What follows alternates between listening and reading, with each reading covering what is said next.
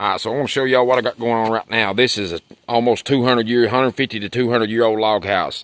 They're restoring it. They're adding on to the outside of it. You know, part of it, most of it, they're not touching, but they're restoring some of it. What we're going to do, we got several things going on. I'm going to put 2 wood burning fireplaces. One right here where an old fireplace used to be, and one on the other side of the house where a fireplace used to be. And there's quite a bit that goes into this. I'm also going to be repairing the foundation down through here. You can see it's crumbling. They've just, over time, people have stuck bricks, blocks, things like that under it. This has been worked on before in the past, and you know, I didn't have anything to do with it. But down here on the side, they came in and put some block under it, so they saved that. And I've done this several times. Most of the time when I do an old house like this, I use stone, kind of like this, to go back under. And basically what you do is you just support that beam. If there's any rotten ones sitting on the ground, you tear those out and you raise the foundation to match it. But you know, basically what I would do if this wasn't here and I was doing this, which is what I'm going to do up here. This is what I'm going to do up here. I'm going to take all this loose and crumbling stuff out.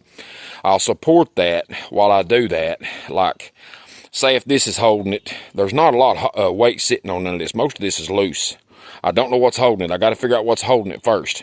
But ideally what you could do, you could leave, like if this was supporting that log, because, you know, it doesn't go all the way across, you'd leave this portion, and you'd leave this portion, you tear all that out in the middle, dig a footing, and put a pier in there to hold that thing. And then you'd come out here and do the same thing, you know, take all this out and then just come right back in with your stone all the way up through there. I'm going to do the same thing up there.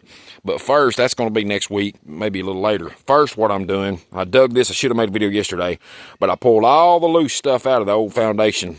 I left those rocks because they're all tight and they're all huge.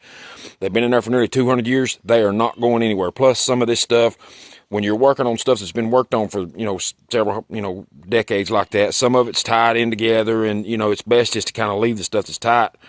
So basically, I'm doing kind of similar to what they have already done. I'm going to bring in new stuff and tie it into the old stuff. You want to get rid of as much of the loose stuff as you can, the older stuff as you can, but you can't.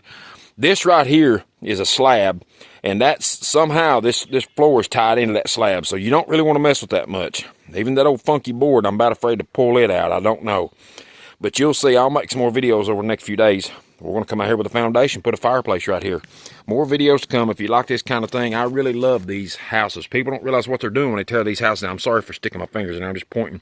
But every one of these hash marks, like that right there, that's where some dude in the 1800s sat down and was stripping the bark off them logs trying to make them square.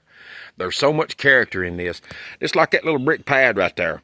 I just wonder when that was done, you know. Some hot summer day, some guy out here laying that, you know. It's just crazy. But if you like this kind of thing, you know, hit the follow button. I'm gonna make some more videos on this. I do fireplaces are mainly what I do, but sometimes it's boring to me. I know it may be interesting to y'all, but a lot of it's boring to me.